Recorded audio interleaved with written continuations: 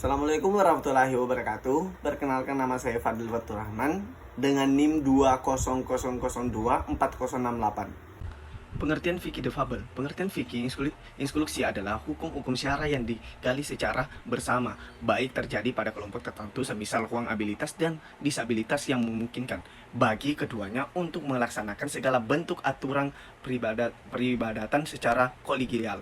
Rohma memaparkan posisi kelompok difabel dalam Islam. Hal ini terkait dengan ekstensi difabel dalam kajian fikih yang masih berada pada posisi biasa, normal.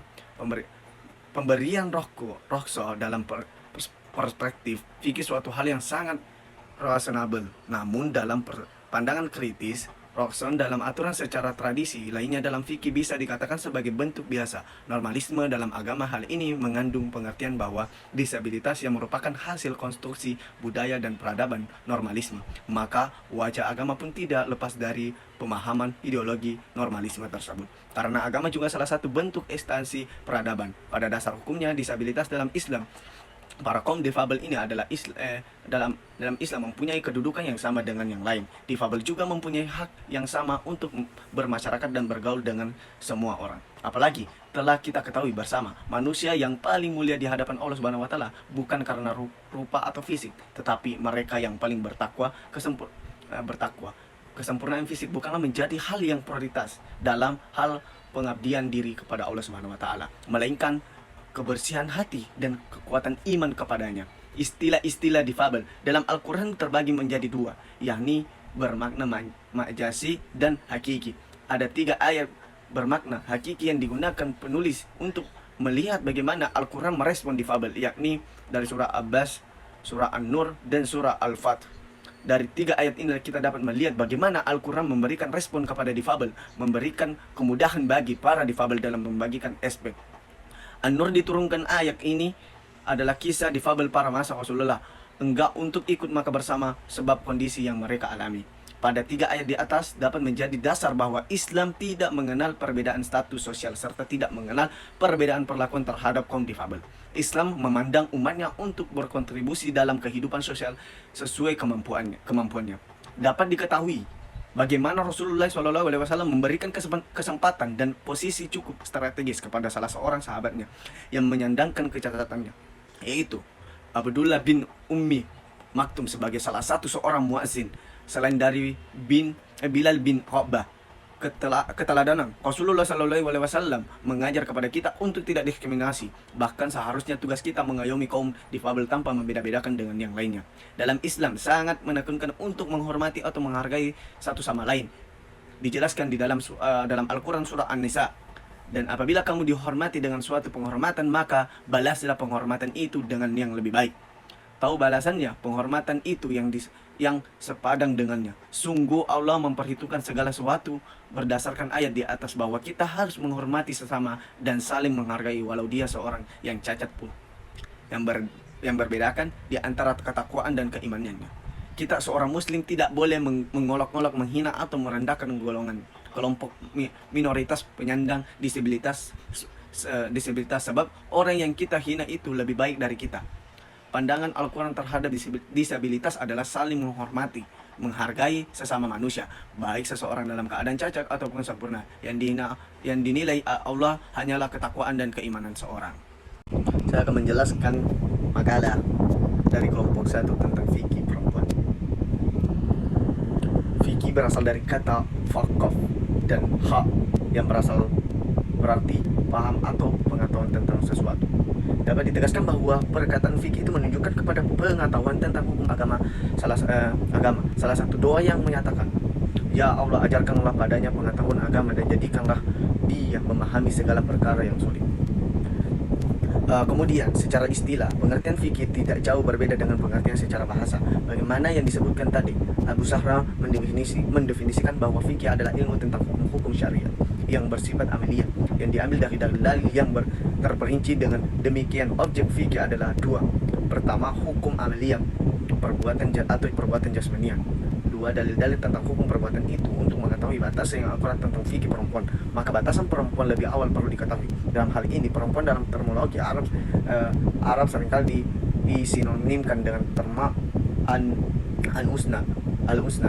Terma al-husna, al-nisa al-imran. Terma al-husna bermakna lembek dan lunak sebagai lawan dari kata al-saqara yang berarti kuat. Perempuan disebut husna unsa oleh karena pada umumnya kulit mereka lembek atau lunak. Selanjutnya terma an-nisa sama dengan kata niswa yang asal katanya adalah nasia yang berarti lupa, dan pada dapat pula berarti menghibur. Perempuan disebut al-nisa karena pada umumnya mereka pula dikatakan niswa oleh karena mereka pandai menghibur dirinya, terutama suaminya. Penggunaan terma an-nisa atau niswa merujuk pada kaum perempuan secara umum, termasuk yang berstatus istri, janda, gadis, dan anak-anak. Sedangkan terma imra berasal dari kata imra yang artinya cermin. Nah, pengertian fikih perempuan adalah hukum amalia dalam melaksanakan syariat, misalnya masalah wali nikah bagi kaum perempuan yang hendak melaksanakan perkawinan. Nah, adapun yang kedua, fikih perempuan adalah dalil-dalil tentang hukum, tentang misalnya dalil tentang kepemimpinan kaum perempuan dari dua pengertian ini. Maka dirumuskan bahwa fikih perempuan adalah pemahaman terhadap hukum dan dalil yang berkenan kaum perempuan dalam melakukan aktivitas. Karena fikih perempuan berkaitan dengan hukum syara dan dalil naqi maupun akli, maka secara esensial fikih perempuan dalam arti pemahaman tentang instansi kaum perempuan merupakan hasil ijtihad yang disebut dengan fikih ijtihadi. Oleh karena itu, tidak diherankan jika dalam memahami suatu objek hukum, hasil memahami fikih yang dihasilkan oleh seorang mujtahid terkadang bertentangan dengan atau berbeda dengan pemahaman fikih yang berperoleh mujtahid lainnya. Saya akan menjelaskan makalah tentang korupsi dari kelompok 3. Korupsi berasal dari kata dalam bahasa Latin yakni corruption atau corruptus yang disalin ke berbagai bahasa. Istilah corruption diserap dalam bahasa Inggris menjadi corruption atau corrupt. Sedangkan dalam bahasa Belanda terbentuk kata corruption dari istilah bahasa Belanda ini yang kemudian dipakai oleh orang Indonesia dalam menyebut istilah korupsi. Dalam bahasa Arab korupsi disebut juga rishwa yang berarti penyuapan. Sebab diartikan sebagai hadiah, penghargaan, pemberian atau keistimewaan yang dianugerahi atau dijanjikan dengan tujuan merusak pertimbangan atau tingkah laku terutama seorang dalam kedudukan terpercaya sebagai pejabat pemerintah. Dalam kitab Arsyib Ibn Abedin, suap rishwat dipahami sebagai sesuatu yang diberikan seseorang kepada hakim, pejabat pemerintah, dan lainnya supaya orang itu mendapatkan kepastian hukum atau memperoleh keinginannya. Surah An-Nisa ayat 29 yang artinya, hai orang-orang yang beriman, janganlah kamu saling memakan harta sesamamu dengan jalan yang batin, kecuali dengan jalan berniaga yang berlaku dengan suka di antara kamu. Ayat di atas dengan tegas menjelaskan pentingnya asas profesionalisme atau kemampuan seseorang secara kualitatif, al-quwah dan integritas moral yang luhur, al-amin, sebagai syarat mutlak dalam merekrut pekerjaan atau pegawai. Namun jika asas profesional dalam rekrutmen pegawai atau pekerjaan hilang, Rasulullah telah mengingatkan akibat buruk yang akan menimpa. Dari Abu Hurairah berkata, Rasulullah Shallallahu Alaihi Wasallam bersabda, jika amanah di sini disia-siakan, maka tunggulah saatnya kehancuran.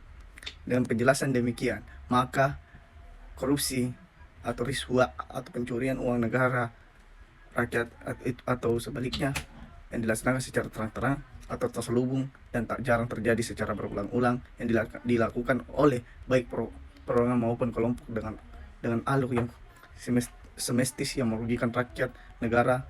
Salah satu dasar untuk tentang pelanggaran Islam terhadap korupsi ada pada surah Al-Baqarah ayat 88 yang artinya, dan janganlah sebagai kamu memakan harta sebagian yang lain di antara kamu dengan jalan yang batil, dan janganlah kamu membawa urusan harta itu kepada hakim supaya kamu dapat memakan sebagian daripada harta benda orang lain itu dengan jalan berbuat dosa, padahal kamu mengetahui pada ayat tersebut Allah melarang memakan harta orang lain dengan cara batil. Maka yang dimaksud termasuk juga mempergunakan atau memanfaatkan batil adalah secara yang dilakukan melanggar hukum yang telah ditetapkan oleh Allah. Para ahli tafsir mengatakan bahwa banyak hal yang dilarang yang termasuk dalam lingkup ayat ini. Antara lain, 1. Memakan uang hasil riba. 2. Harta tanpa ada hak untuk itu. 3.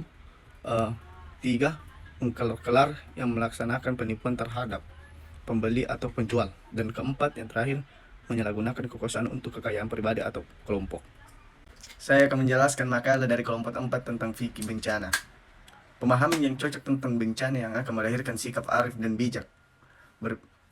Berpijak pada hukum sains menjadi proses pencegahan dan mitigasi bencana. Bencana merupakan hal yang niscaya. Tinggal mengubah cara kita mensikapinya. Merespon bencana apapun, manusia harus mampu bangkit memelihara harapan dan melanjutkan hidup masyarakat tidak karena bencana punya kewajiban membantu memenuhi hak korban bencana dan memelihara keadaan secara bermartabat. Memahami bahwa bencana merupakan wujud kasih sayang Allah kepada manusia. Dalam konteks Muhammadiyah, definisikan sebagai gangguan serius disebabkan oleh faktor alam maupun faktor manusia yang bisa melumpuhkan fungsi-fungsi masyarakat yang dibangun untuk menopang keberlangsungan hidup, melindungi aset-aset kelestarian lingkungan dan menjamin martabat sebagai manusia. Bagian dari pemerintah agama, lumpuhnya fungsi tersebut karena terjadinya kerugian dari sisi manusia, materi, ekonomi, atau lingkungan yang meluas yang melampaui kemampuan komunitas atau masyarakat yang terkena dampak untuk mengatasi dengan menggunakan sumber daya mereka sendiri. Dalam konteks teologi, Al-Quran mengajarkan bahwa Allah Subhanahu wa Ta'ala bersifat Rahman dan Rahim. Allah Maha Kasih dan Sayang. Maka itu konsekuensinya dari keyakinan itu adalah apapun yang diberikan Allah Subhanahu wa Ta'ala kepada manusia selalu dalam kerangka kebaikan dalam penuh dengan kasih sayang.